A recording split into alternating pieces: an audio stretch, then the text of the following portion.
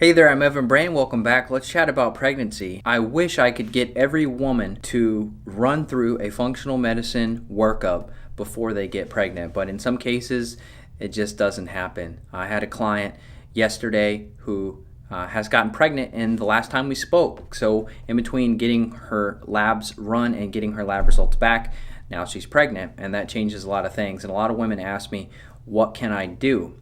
Now, honestly, a lot of medical doctors and naturopaths and functional medicine people follow a CYA policy, cover your ass, because no one's done the study about XYZ herb and how that affects the fetus, and I don't know if that study will ever exist.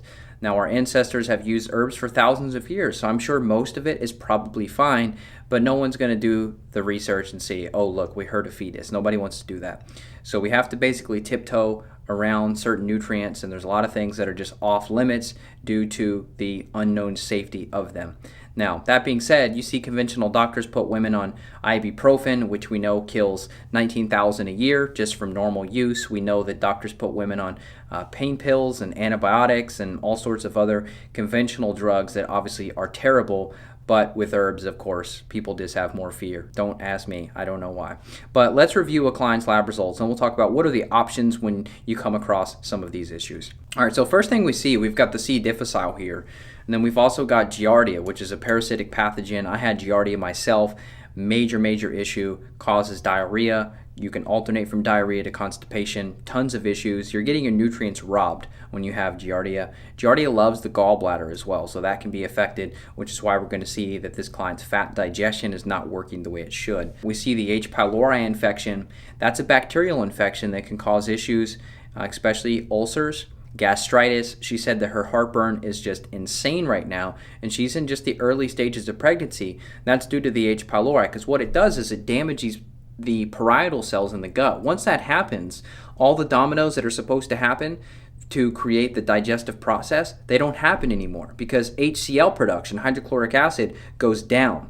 Now the pepsin's not working. Now the pancreatic enzymes aren't working. Now the bile's not working to digest fat. So the whole thing falls apart if you have an H. pylori infection. I had H. pylori myself, and you can successfully eradicate it using herbs. Now conventional doctors, if they got a hold of her, I don't know what they would do because she's pregnant, but conventional treatment for this is 3 to 4 antibiotics at the same time. Here's the kicker. It doesn't work. I've got clients that have done triple and quadruple therapy. They still show up infected with H. pylori. Herbs, luckily, they're so unique and there's so many compounds within them, there's never going to be a resistant bug like H. pylori that we can't get rid of with herbs. Look at this. We see many autoimmune triggers here. We see Citrobacter. We see Klebsiella, which is a known trigger of Hashimoto's disease. We see Proteus. We see Morganella. We see Streptococcus. So we've got 5 bacterial overgrowth species. Look at this, even more parasites. We've got Blasto, Dentamoeba fragilis, Indolamax, Pentatrichoma. So we've got 5 total parasites, H. pylori, and 5 bacterial overgrowth species. We've got 2 species of Candida. We've got albicans and Candida spp. Now here was the digestive health markers we were discussing just a minute ago. Take a look at this. We see the elastase is low. This is pancreatic enzyme function. That's not working. We see steatocrits at 20%. That is fecal fat, meaning this person who's eating a high-fat diet, it's not working for them because they're not digesting the fats. We see the secretory IgA, that's the immune system, single digits. That should be at about 1,000, meaning that you're protected. You've got a good bulletproof armor on. When you're in the single digits, your immune system is gone. Your first line of defense against these infections, there is none. We see the calprotectin levels are triple what they should be. This is intestinal inflammation. Happens very commonly with H. pylori and Giardia. I'm sure the other parasites and bacterial infections and Candida are also contributing to such a high inflammatory marker here. Lastly, we see the beta-glucuronidase at 3,700. This means this person is recycling all these toxins. These bugs and parasites are creating garbage.